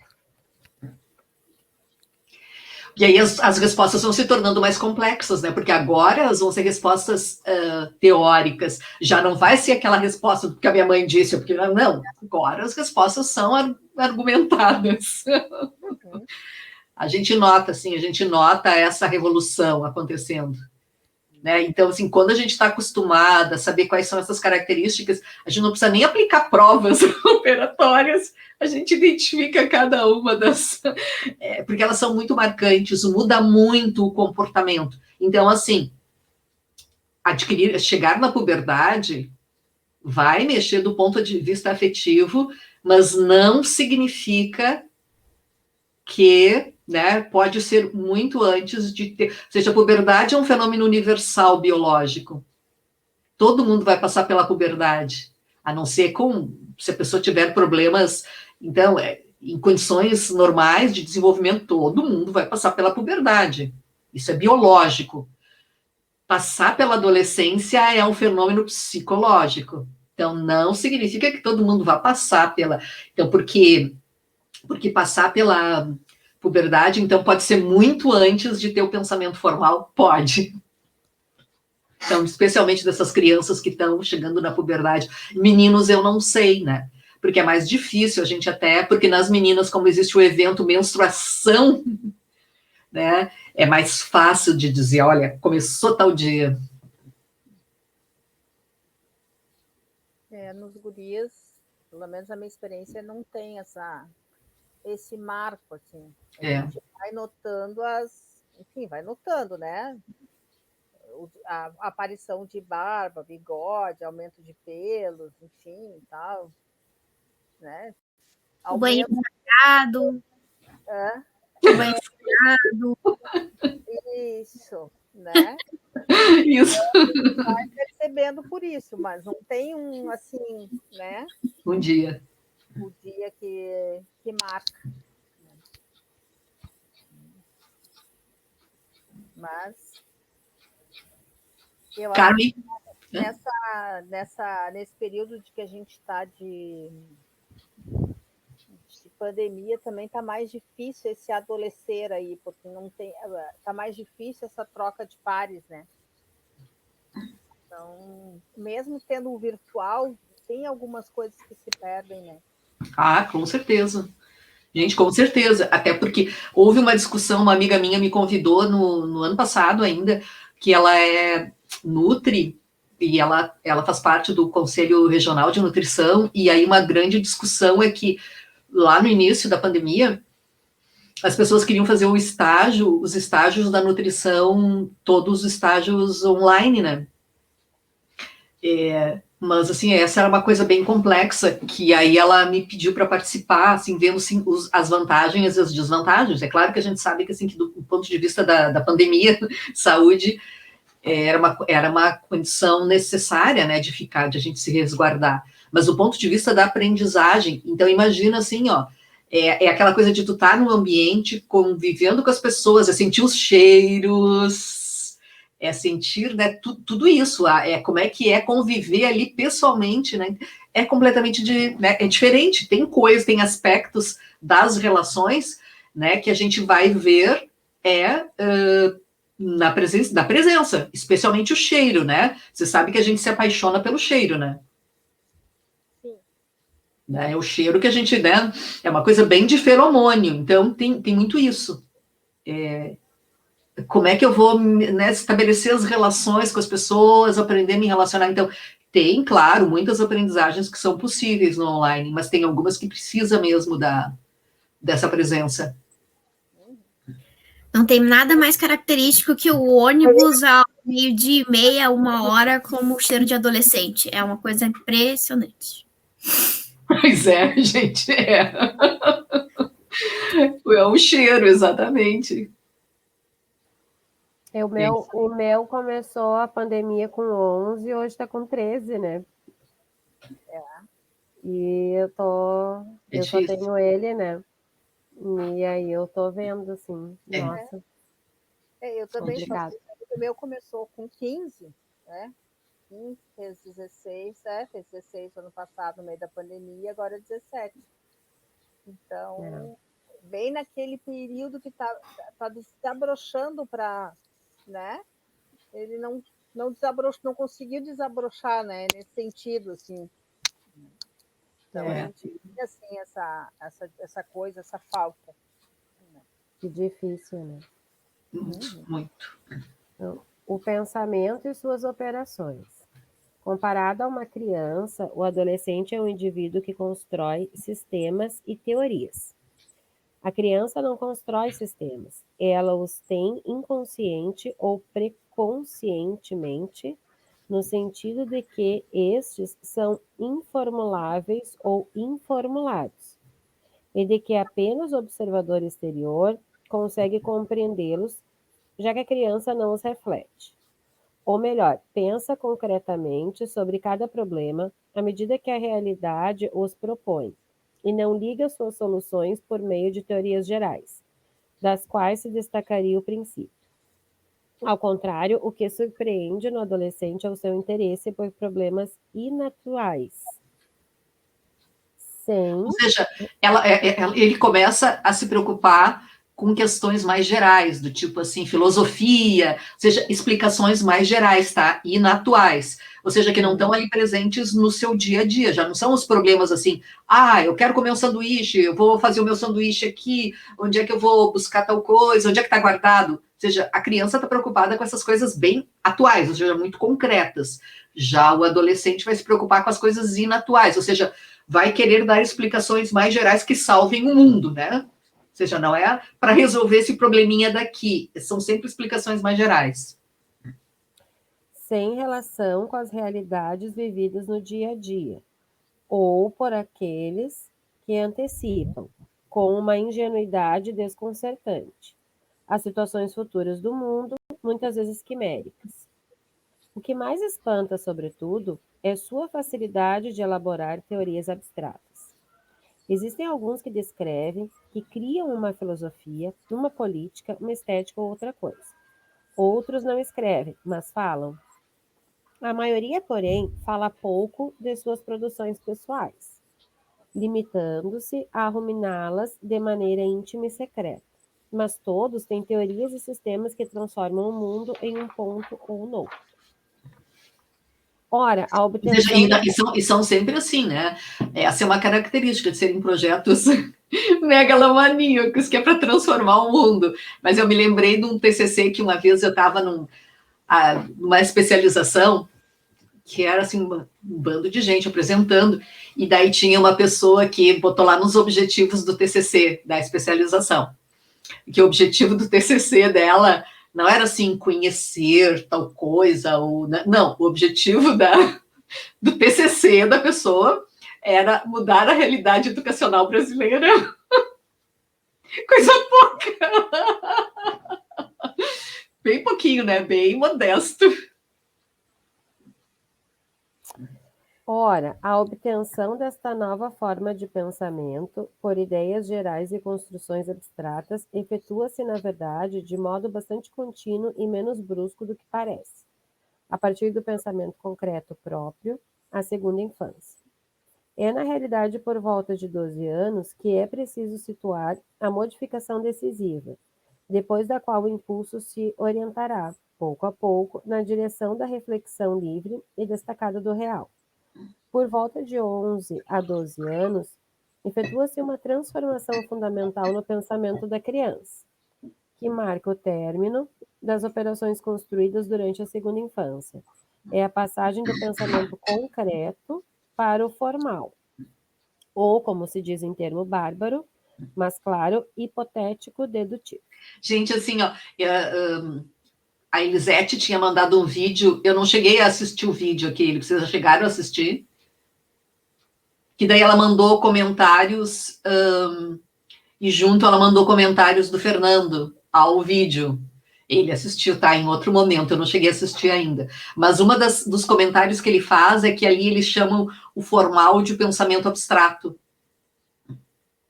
E aí o Fernando comenta, não, na verdade, pensamento abstrato, abstrações a gente vê desde o sensório motor, a gente vê abstrações, né? Então, o correto é o pensamento formal. Por quê? Porque ele desconecta, ele vai trabalhar com coisas que não têm existência material. Então, não é a abstração, o termo correto aqui a dizer, mas é uma formalidade do pensamento. É conseguir trabalhar, por exemplo, com regras. Antes, lá no operatório concreto, a criança conseguia construir regras. Agora, ela conseguia pegar casos individuais e transformar numa regra geral. Agora, ele vai conseguir pegar regras gerais e aplicar a um caso específico. Por exemplo, É comum a gente ouvir dizer assim, mas a teoria é uma coisa, lá na prática é outra, lá na sala de aula é diferente. A gente sempre escuta isso. Tá, mas o que acontece? Quando a gente tem o pensamento formal, hipotético, dedutivo, significa que a gente consegue pegar uma regra geral, usar essa regra geral aplicando-a ao caso individual, né? Então, é isso, quando a gente estuda teorias, por exemplo, essas teorias vão nos ajudar a entender esses fenômenos individuais que estão acontecendo. Para poder fazer isso, tem que ter o pensamento formal, né? Fazer essa conexão. Uma das coisas que a gente sempre reclamava ali, por exemplo, Giane, tu te lembra aí dos TCCs das gurias do PEAD? Uma das coisas era assim, ó, a pessoa pegava, ela trazia exemplos do que estava acontecendo na sala de aula, mas para trazer as teorias, o que elas pegavam? Elas pegavam ao acaso qualquer citação, vou botar uma citação, botavam ao acaso uma citação qualquer que não tinha nada a ver com o exemplo concreto que elas traziam. Então, assim, ó, para conseguir tu pegar a teoria e analisar a realidade a partir daquela teoria, concordando ou não significa concordar, né? Mas conseguir analisar a realidade a partir daquela teoria precisa ter o pensamento formal. Né? Então, é muito isso, assim, a gente poder fazer essa análise. Para que a gente estuda uma teoria? Para conseguir entender esse mundo, dar explicações, né, mais lógicas para o mundo em que a gente vive. Né? Então, quando diz aqui que para a criança ela é inconsciente, não é inconsciente no sentido freudiano, tá? É inconsciente porque ela não consegue perceber. Ela não se dá conta desses processos. Então, a criança pensa de um jeito, mas ela não sabe por que ela pensa daquele jeito. A gente que olha de fora é que vê. Né? Tem por exemplo, tem um cara que diz que, como é que ele diz? Que existe um instinto matemático, ele diz que as formigas fazem matemática, ou os cachorros fazem matemática, eu não lembro o nome do cara. Então, assim, ó, a gente pode interpretar matematicamente o comportamento da formiga, a gente pode interpretar matematicamente o comportamento das abelhas. Elas não fazem matemática, né? Então, a gente faz essa interpretação, a gente que tem o pensamento formal, analisa matematicamente essas realidades. Então, é isso, né, que o operatório formal vai nos permitir analisar do ponto de vista teórico a realidade, pegar aquela teoria e tentar entender como é que aquele teórico, como é que seria a explicação do mundo de acordo com aquele teórico.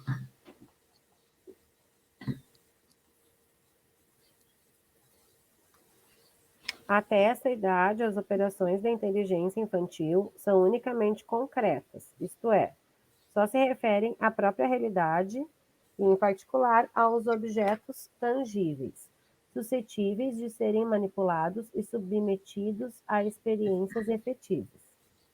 Quando o pensamento da criança se afasta do real, é simplesmente porque ela substitui os objetos ausentes pela representação mais ou menos viva. Esta se acompanhando de crença e equivalendo ao real. Por outro lado, se pede aos sujeitos para raciocinarem sobre hipóteses simples, sobre um enunciado puramente verbal dos problemas, logo perdem pé e recaem na intuição pré-lógica dos pequenos. Por exemplo, todas as crianças, de 9 a 10 anos, sabem seriar as cores, melhor ainda que os tamanhos, mas fracassam totalmente em resolver uma pergunta feita por escrito como esta. Edith tem os cabelos mais escuros que Lili. Edith é mais clara que Susana. Qual das três tem os cabelos mais escuros? Respondem em geral que Edith e Lili sendo morenas. Edith e Susana sendo claras. Lili é a mais morena, Susana a mais clara e Edith meio clara, meio morena. Só alcançam, portanto, no plano verbal, uma seriação por pares não coordenados, do mesmo modo que os de 5 ou 6 anos nas seriações concretas. É por este motivo, em especial, que sentem uma tal dificuldade em resolver na escola problemas de aritmética, embora esses dependam de operações bem conhecidas. Se manipulassem os objetos, raciocinariam sem obstáculos, mas os mesmos raciocínios, sob forma de enunciados verbais, isto é, no plano da linguagem, tornam-se muito mais difíceis, já que ligados a simples hipóteses sem realidade efetiva. Então, se, por exemplo, no operatório concreto, a gente dá bonequinhas com cabelos de cores diferentes. Ela vai conseguir colocar, né? Do cabelo mais claro ao mais escuro, ou do mais escuro ao mais claro. Ela vai conseguir pegar as bonequinhas e colocar numa escadinha, né? Do mais claro ao mais escuro, ou do mais escuro ao mais claro, no operatório concreto. Mas aqui, em forma de enunciado verbal, aqui eu não tenho como enxergar isso aí, é uma elaboração formal, né? Então, e essa comparação aqui é quando a gente diz, por exemplo, A maior do que B e B maior do que C. Qual é a relação entre A e C? É um evento puramente formal, né? Mas o que é o A e o que é o B? Qualquer coisa, né? É qualquer coisa. Eu passava um problema, eu gostava de fazer assim um pequeno exercício em aula, por exemplo, organizando. Talvez eu tenha feito em aula com vocês em algum momento, dizendo assim, uma situação hipotética de organizar uma viagem e que tinha os ponto A, B, C, assim, uma viagem que teria o ponto de partida, o ponto intermediário e o ponto de chegada. Cada viagem teria 3 pontos só. Então, o A, B, o C, o ponto de partida, o C e o D seria um ponto intermediário, que seria uma segunda cidade, né, a ir, e os pontos A, B, C, D, E, F, G, H são os pontos de chegada. Então, as pessoas teriam que traçar todas as possibilidades de trajeto, tendo essas cidades como roteiros. E aí eu me lembro que tinha algumas pessoas que diziam assim, tá, mas que cidades são essas? Uma cidade qualquer, A, B, C, D, E, F, G, H. E teve uma pessoa que não conseguia, porque ela dizia assim, então, mas eu tenho que imaginar uma cidade real para poder fazer isso aqui. Não tinha como fazer, ela tinha que imaginar uma cidade fisicamente, sendo que isso é uma coisa puramente hipotética. Pode ser qualquer cidade, pode ser qualquer lugar. Eu posso dizer que, ao invés de serem cidades, são roupas que a gente quer fazer. Tem algumas peças de roupa e quero saber quais são os looks possíveis com aquelas peças de roupa.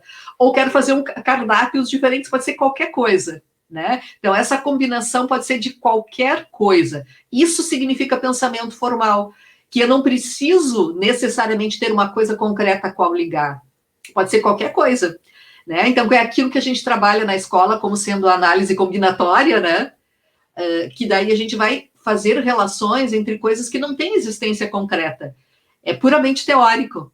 E aí a gente vê uma dificuldade grande na escola, o problema da matemática, quando a matemática vai trabalhando com, por exemplo, com 40, trabalha 40 peras, 50 maçãs, 80 laranjas, que são coisas que têm existência material, né? Então, posso ter 500 milhões de laranjas, eu não consigo pegar essas 500 milhões de laranjas para botar aqui em cima da mesa e manejá-las, mas eu sei o que são laranjas. Agora, o problema é quando eu digo que eu tenho 50x mais 60y igual a 30z. Meu Deus, isso é a loucura completa, né? Então, aí sim entra, isso já passa a exigir o pensamento formal. E muitas vezes o que acontece? A criança entra nesse conteúdo escolar sem ter o pensamento formal. E aí é uma loucura absoluta, porque ela não consegue entender o que é aquele tal daquele X, aquele Y, é uma variável, né? O prof vai dizer, é uma variável. Mas o que é uma variável, né? Então ela não consegue dissociar que aquilo ali pode representar qualquer coisa. Voltemos, Carmen.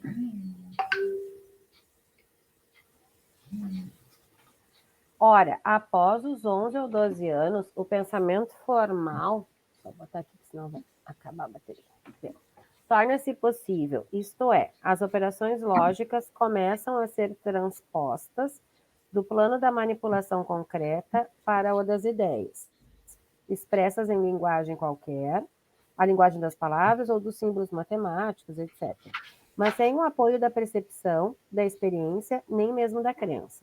Quando se diz no exemplo citado acima, Edith tem cabelos mais escuros que Lili, etc., coloca-se, na verdade, no abstrato, 3 personagens fictícios, que para o pensamento são apenas simples hipóteses. É sobre estas que se pede para raciocinarem. O pensamento formal é, portanto, hipotético-dedutivo, isto é, capaz de deduzir as conclusões de puras hipóteses e não somente através de uma observação real. Suas conclusões são válidas, mesmo independentemente da realidade de fato, sendo por isto que esta forma de pensamento envolve uma dificuldade e um trabalho mental muito maiores que o pensamento concreto. Quais são, na realidade, as condições de construção do pensamento formal? Para a criança, trata-se não somente de aplicar as operações aos objetos, ou melhor, de executar, em pensamento, ações possíveis sobre estes objetos, mas de refletir estas operações independentemente dos objetos e de substituí-las por simples proposições. Essa reflexão é, então, como um pensamento de segundo grau, o pensamento concreto. É a representação de uma ação possível, e o formal é a representação de uma representação de ações possíveis. Ou seja, a criança pequena é capaz de pensar. A gente vê, né, quando a gente pode perceber que a criança está pensando. Aqui é diferente, é pensar sobre o pensamento, não é pensar sobre as coisas, né? Então, aqui a grande diferença é que a gente se torna capaz de pensar sobre o pensamento. Não nos devemos espantar, então, se o sistema das operações concretas deva terminar no decorrer dos últimos anos da infância, antes que se torne possível a reflexão em operações formais. Quanto a estas, não são outras senão as mesmas operações, mas aplicadas a hipóteses ou proposições.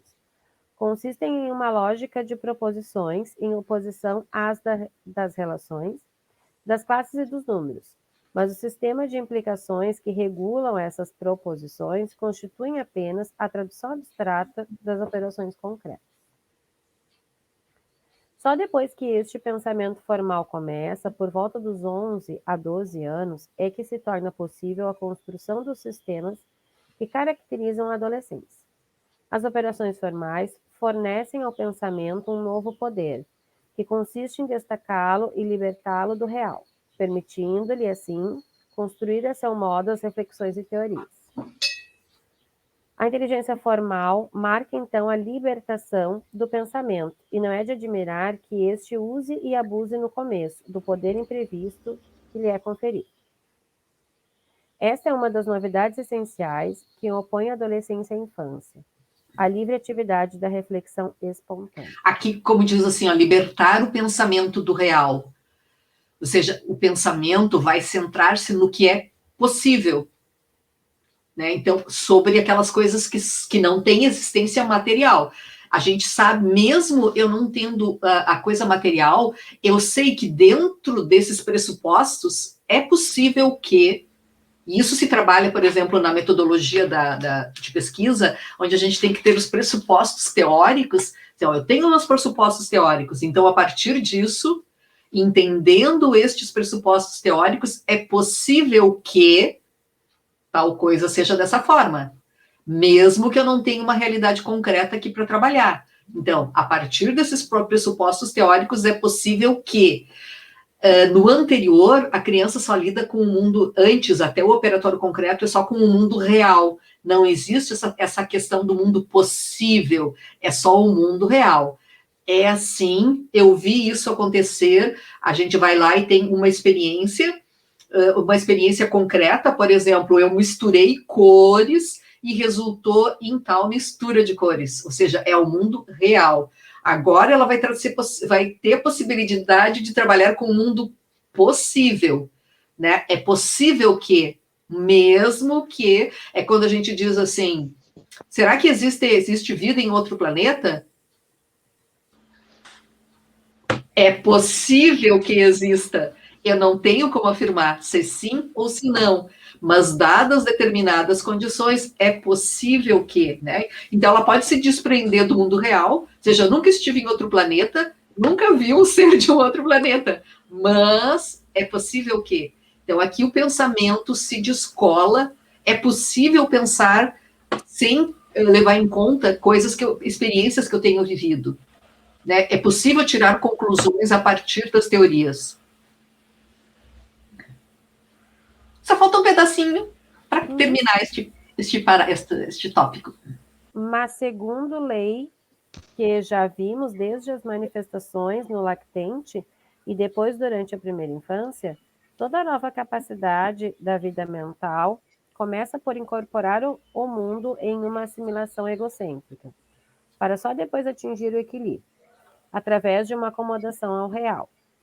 Há, portanto, um egocentrismo intelectual do adolescente, comparável tanto ao do lactente, que assimila o universo à sua atividade corporal, como da primeira infância, que assimila as coisas ao pensamento e informação, jogo simbólico, etc. Esta última forma de egocentrismo manifesta pela crença na onipotência da reflexão, como se o mundo devesse submeter-se aos sistemas e não estes à realidade.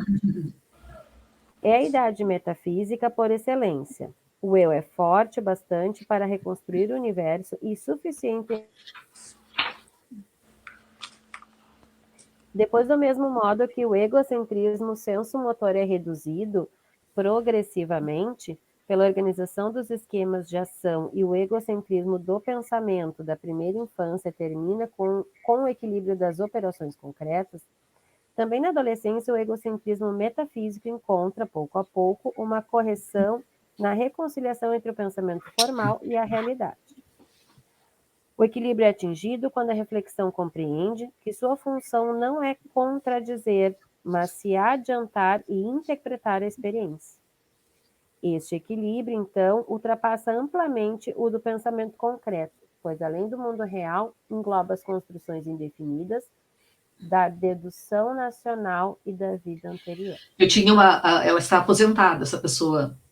Eu acho que, óbvio que eu não vou dizer o nome, mas uma colega minha que ela dava aula na pedagogia, mas eu tive aula com ela no doutorado. Gente, assim, ó, eu tinha muita dificuldade, porque ela dizia assim, eu não gosto de exemplo, a gente tem que trabalhar só a teoria, nada de exemplo. Então, eu ficava imaginando assim, tá, mas para que a minha dificuldade era essa, tá, mas para que a gente estuda a teoria se ela não tem o objetivo de nos ajudar a entender a realidade? Então, a gente vai trazendo o exemplo, sempre trazendo o exemplo, por exemplo, imagina assim, para que serve estudar a teoria de Piaget dentro de um curso de pedagogia? Ela tem uma função. É claro que quando a gente vai lá para um outro nível, por exemplo, está num doutorado, aí a gente precisa compreender a teoria pela teoria, sim, mas em outros momentos a teoria serve, ela é uma ferramenta, é uma ferramenta para nos ajudar a entender a realidade. Para isso que num curso de graduação, por exemplo, a gente estuda um monte de teorias, para que aquelas teorias nos ajudem a interpretar aquela realidade. Então, senão não tem função, é aquilo, daí a gente vira aquela coisa que algumas pessoas dizem, a teoria é uma coisa e na sala de aula é outra. Então, está completamente dissociado, né? Ou seja, não teve sentido aquela teoria. A teoria, ela nos serve, é uma ferramenta, ela é um instrumento que vai ajudar a interpretar aquele fenômeno que está acontecendo ali, né? Ou seja, ela é uma ferramenta para nos auxiliar. Senão, não tem sentido a gente estudar um monte de teoria. Ela tem sentido na medida em que ela vai nos dar essa possibilidade. Olha, através disso, é como se a gente pegasse, assim, em outras áreas, a gente pega, por exemplo, microscópios para usar, para enxergar os bichinhos, né? Vou enxergar os vírus aqui através desse microscópio. A gente pode dizer que as teorias dentro da pedagogia, elas têm uma função de ser uma lente para nos ajudar a interpretar aquele fenômeno. Por que essa criança está se comportando assim? Por que ela aprende? Por que ela não aprende? Então, a gente usa a teoria como essa ferramenta para... É como se fosse esse microscópio, essa lente para nos ajudar a interpretar os fenômenos. Senão, ela não tem sentido, né? Então, eu tinha muita dificuldade, né, de ter aula com essa colega, porque para mim não fazia sentido isso. E eu passava a aula imaginando, coitadas das gurias da pedagogia. Porque... E serve de parâmetro também, né? A teoria, ela serve muito de parâmetro, né? É isso aí. Porque a teoria é um sistema organizado para nos ajudar a interpretar a realidade. Quando alguém construiu uma teoria, foi a partir de fenômenos reais, né? Então, assim, eu tenho fenômenos reais aqui, eu tenho problemas que eu tento entender durante a pesquisa. A partir daqueles problemas que eu tentei entender, desses casos que eu tentei entender, a gente traça formulações gerais. O caminho da construção teórica é esse. Eu parto de problemas concretos. Então eu formulo regras gerais. Aí eu que leio a teoria, eu vou pegar essas formulações gerais e vou aplicar a casos concretos. Isso significa pensamento hipotético dedutivo. Eu vou pegar a explicação geral e vou aplicar essa explicação geral aos casos específicos que eu tenho. Por exemplo, eu posso dizer que, em média, uma criança, em média, o operatório formal inicia aos 12 anos de idade. Isso é uma formulação geral. Agora, quando tiver um caso real e concreto, e eu perguntar para vocês, uma criança de 10 anos de idade, em média, em que estágio do desenvolvimento se encontra? Em média, uma criança de 10 anos de idade, em que estágio vai se encontrar?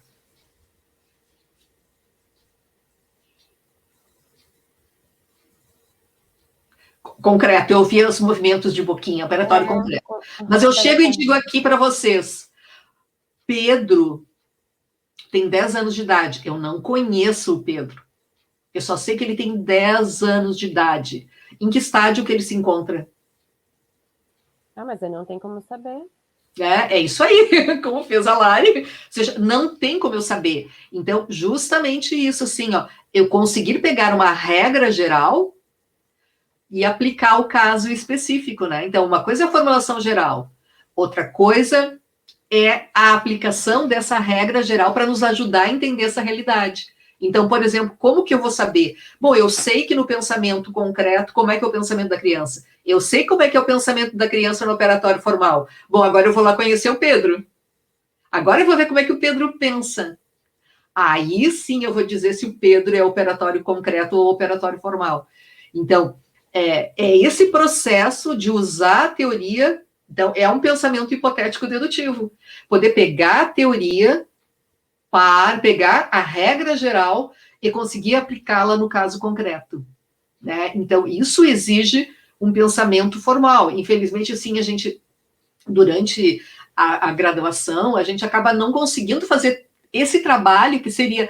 A teoria é para isso que ela nos serve. A gente fica trabalhando teoria, e a gente acaba perdendo um pouco isso de vista, né? Para que ela serve? Para que ela serve nas nossas vidas? Para que a gente está estudando esse milhão de teorias num curso?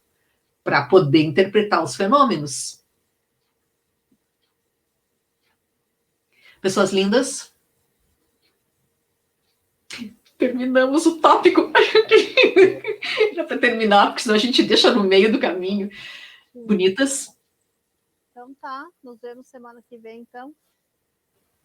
Espero que com calorzinho semana que vem, né? Diz que o frio vai até quarta. Semana que vem, acho que não sei se participo, tá? Tá. E a gente vai entrar em férias, daí eu vou me dar um pouquinho de férias. Vai ficar gravado, né? Isso. E aí, na Então, outra semana, só para lembrar que daí depois, na outra semana, sim, nós vamos ter uma semaninha de férias do grupo. É porque eu acho que a gente consegue terminar este capítulo semana que vem. Ah, sim! Ó, faltam 5 páginas.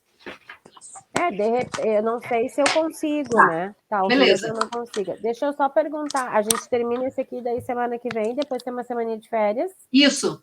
Depois tem o outro livro, é isso, né? Daí a gente vai começar, antes do livro, tem um texto que eu pedi para a Jane repassar para vocês, que é um textinho curto, umas 10 páginas, desenvolvimento e aprendizagem.